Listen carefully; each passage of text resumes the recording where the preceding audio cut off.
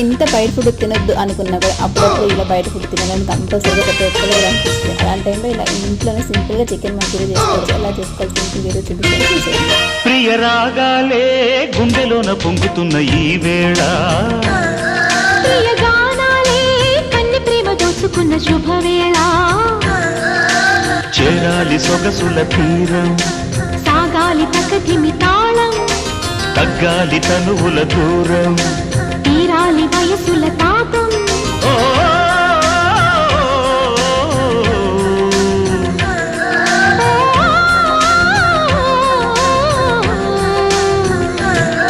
ప్రియ రాగాలే గుండెలోన పొంగుతున్న ఈ వేళ.